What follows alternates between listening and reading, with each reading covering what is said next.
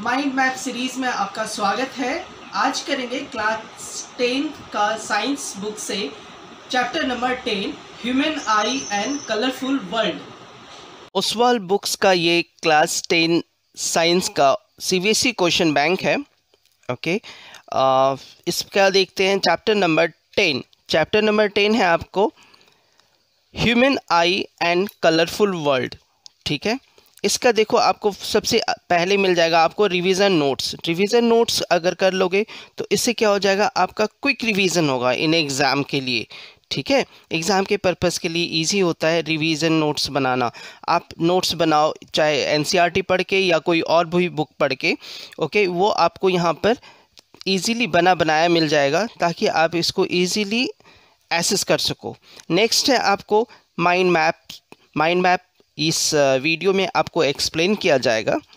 उस human I and colourful world, जो इस कलरफुल वर्ल्ड को देखने के लिए हमें आई चाहिए, तो सबसे पहले देखेंगे कि स्ट्रक्चर ऑफ आई क्या क्या हो जाएगा। ओके, फर्स्ट वन जो सबसे ज़्यादा इंपॉर्टेंट होता है रेटिना। रेटिना क्या होता है, डेलिकेट मेम्ब्रेन होता है। ओके, जहाँ पे आपका इमेज बनता है। Delicate membrane having enormous number of light sensitive sales होते हैं। लाइट सेंसिटिव सेल्स क्या करता है, सेंस करता है कि कौन सा फिगर है, कैसा फिगर है, और उसे माइंड को सिग्नल भेजता है और माइंड उसे रिकॉग्नाइज करता है। ओके, नेक्स्ट होता है कॉर्निया। कॉर्निया क्या करता है, control and focus the entry of light into the eye. इसीलिए जब ज्यादा लाइट पड़ता है ना आंखों पे तो क्या होता है, कॉर्निया सिकुड़ जाती है, आंखें बंद हो जाती है। Okay, iris. इरिस क्या होता है, control the size of people. ठीक है, आंखों के पिपल को कंट्रोल करता है, इसके साइज को। अब पहले जानते जाते हैं ये पिपल होता क्या है। पिपल होता है, it regulates and control the amount of light entering the I.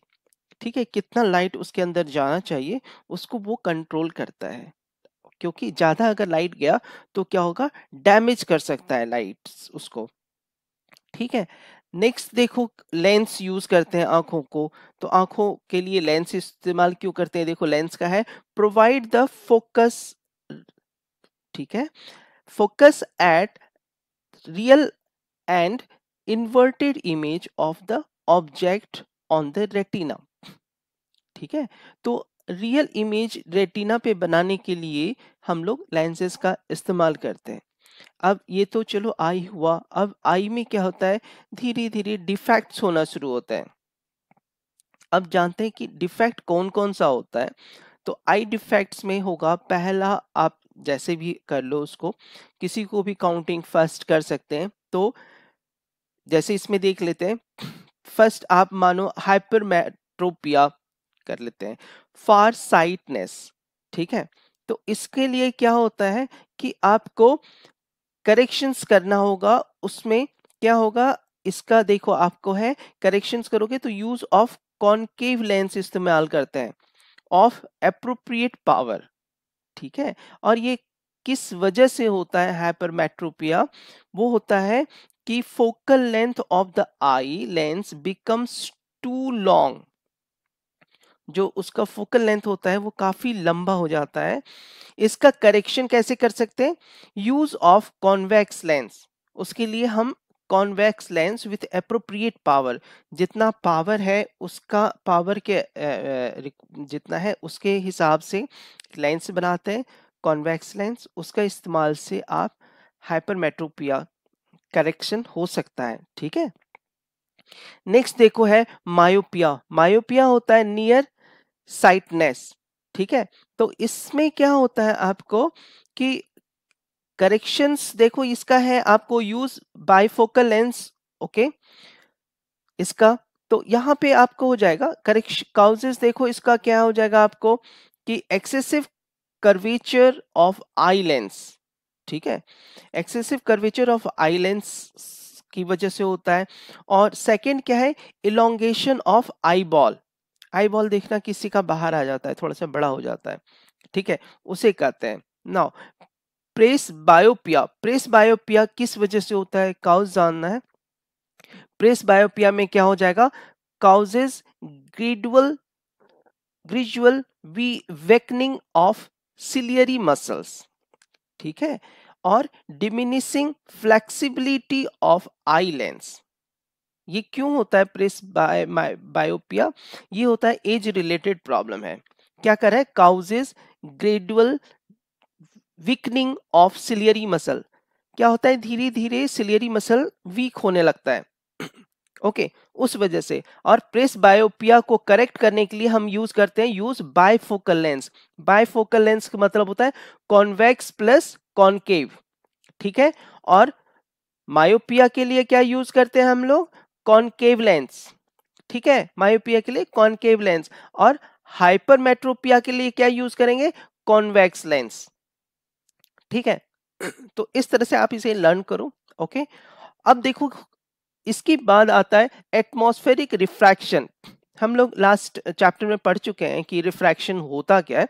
Refraction वो होता है कि लाइट इंटर कर जाता है दूसरे मीडियम से, एक मीडियम से दूसरे मीडियम ओके। तो रिफ्रैक्शन ऑफ लाइट देखो क्या क्या हो जाएगा, उसका एग्जाम्पल एटमॉस्फेरिक रिफ्रैक्शन। एटमॉस्फेयर में जब रिफ्रैक्शन होता है तो क्या क्या है, refraction of light by the earth atmosphere होगा तो क्या क्या है, देखो इसका जो रीजन है वो पूछा जाएगा क्वेश्चंस में वाई करके ओके।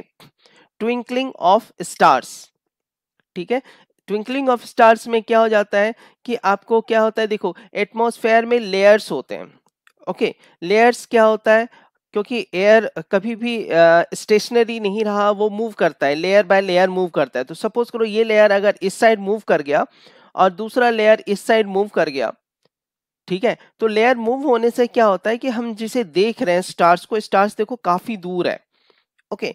काफी दूर होने की वजह से क्या होता है, लेयर जैसे खिसकेगा तो हमारा वो जो विजन है वो भी चेंज होगा, रिफ्रैक्शन हो जाएगा, एटमॉस्फेरिक रिफ्रैक्शन।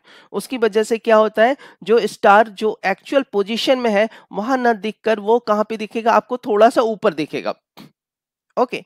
यही रीजंस आपको देखो। दूसरा है planets do not twinkle, means planet क्या है, स्टार से नजदीक है, स्टार्स तो काफी दूर है इसीलिए वो ट्विंकल नहीं करता है, मींस चमकता नहीं है। थर्ड है एडवांस्ड सनराइज और डिले सनसेट। इसमें देखो क्या है, हॉरिजन आप जानते होगे, हॉरिजन, हॉरिजन मानो यहां पर है हॉरिजन ओके, आप यहां से देख रहे हो ये हॉरिजन, अब इसके नीचे है वो सन, ठीक है, तो ये आपको थोड़ा सा ऊपर दिखाई देगा, जो अभी बताया था स्टार्स, रियल पोजीशन से ही वो थोड़ा सा ऊपर दिखाई देगा। तो क्या होता है, ये 2 मिनट्स पहले, सनराइज से 2 मिनट पहले आपको सन दिखेगा और सनसेट के 2 मिनट्स के बाद तक सन आपको दिखेगा okay. Then refraction of light through prism. Refraction of light through prism में क्या है कि देखो इस तरह का फिगर है ओके, इंसिडेंट रे इस तरह से बनाओगे और ये फिगर्स को आपको आएगा, इसे ड्रॉ कर लेना, प्रैक्टिस कर लेना। उसमें देखो क्या होता है कि different colours travel through a glass prism at different speed, yes okay. एक जो व्हाइट लाइट होता है उसमें डिफरेंट कलर होते हैं, 7 कलर्स होता है okay. Now the angle between the extended incident ray and the emergent ray is called the angle of deviation, उसे कहते हैं एंगल ऑफ डेविएशन। देखो यहां लिखा हुआ ये वाला, ये है आपको angle of deviation. The cause of atmospheric refraction is the variation in the density of air, जो अभी बताया था आपको, लेयर ऑफ द एटमॉस्फेयर में लेयर्स होते हैं ना, उसके बारे में बता रहा है ये, density of air in the different layer. Next the refraction of light in case of prism, prism के केस में क्या होता है, is different than that of a slab okay. Slab क्या होता है, स्लैब हमने लास्ट चैप्टर में पढ़ा है अपने लाइट चैप्टर में। स्लैब इस तरह से होता है, मींस रेक्टेंगल शेप का होगा, प्रिज्म आपको ट्रायंगल शेप में होता है ना ओके। तो श्योर डिफरेंट ही होगा ओके। नेक्स्ट देखते हैं आप स्कैटरिंग ऑफ लाइट क्या होता है। स्कैटरिंग ऑफ लाइट की वजह से क्या क्या है वो देखो, redness of the sun at the sunrise and sunset, sunrise और सनसेट के समय वो काफी रेडिनेस लगता है। सेकेंड देखो रीजन क्या है, blue colour of the sky. Third है blue colour has shorter wavelength as compare to the red, so it scattered more. Okay, dispersion of light में देखो आप क्या है, डिस्पर्शन ऑफ लाइट से दो इफेक्ट होगा, सो स्टिंडल इफेक्ट, और दूसरा होता है splitting of light into its component colour में बताएगा, जो 7 कलर्स होता है व्हाइट लाइट को। नेक्स्ट देखो क्या है, red colour deviates the least and violet colour deviates the most, इसीलिए रेड कलर को सिग्नल्स के लिए इस्तेमाल करते हैं। Now formation of rainbow, rainbow कैसे बनता है वो देखो इस फिगर से आप जान सकते हो, और ये फिगर काफ आता है आपको, इसीलिए इसे ड्रॉ जरूर करके प्रैक्टिस कर लेना, ठीक है। ये है formation of rainbow. Formation of rainbow देख लो क्या है इसमें, कि फेनोमेनन एसोसिएटेड आर डिस्पर्शन, इसमें क्या कॉन्सेप्ट क्या यूज हो रहा है, इसमें कॉन्सेप्ट यूज हो रहा है डिस्पर्शन का। Okay, refraction and total internal reflection, ये 3 चीज यूज हो रहा है फेनोमेनन। देखो कैसे हो गया, सन से लाइट निकला, व्हाइट लाइट फ्रॉम द सन, अब एयर ड्रॉप है, ये क्या है, रेन ड्रॉप, ठीक है, रेन ड्रॉप, वाटर ड्रॉप समझ सकते हो। तो यहाँ पे क्या हो जाएगा, देखो यहाँ से टकराने के बाद डिस्पर्शन होना शुरू करेगा, ओके, वो डिफरेंट कलर्स में चेंज करेगा। नाउ सी पॉइंट पे पहुंचेगा, total internal reflection of prism के लाइक के वो काम करता है। देन वो डी पे पहुंचा, अब डी पे क्या है, रिफ्रैक्शन होते हुए वो फिर हमारे आई को में इंटर करता है, तो आई में जब इंटर करता है तो क्या होता है, रेटिना पे उसकी फिगर बनती है। तो रेड लाइट देखो सबसे ऊपर है और वायलेट लाइट सबसे नीचे है, तो इस तरह से हमें रेनबो दिखता है। इसके बाद नेक्स्ट देखो है कि कुछ फिगर्स आप देखो, फिगर से आपको अच्छी तरह से समझाया जाएगा। सब्जेक्टिव टाइप क्वेश्चंस है एग्जाम प्रिपरेशन के लिए, जिसमें आपको PYQ दिया रहेगा। PYQ का मतलब होता है प्रीवियस ईयर क्वेश्चंस, जो पिछले साल क्वेश्चंस आए हैं ना, उन क्वेश्चंस को दिया रहेगा, ताकि वो क्या होता है, एक्सपेक्टेड आता ही है मैक्सिमम, ठीक है, वो रिपीटेड है। ओके, तो ये इंपॉर्टेंट क्वेश्चंस आपको मिल जाएंगे एग्जाम पर्पस के लिए, ताकि एग्ज़ाम के लिए आप अच्छी सी तैयारी कर सको। और क्या क्या चीज़ें कॉमन मेड एरर, क्या क्या मिस्टेक्स होता है एग्ज़ाम में, वो भी आपको इसमें समझाया गया है। टिप्स एंड ट्रिक्स भी बताया गया है, ठीक है, यूजिंग फिगर्स, ताकि आप इजीली इसे समझ सको।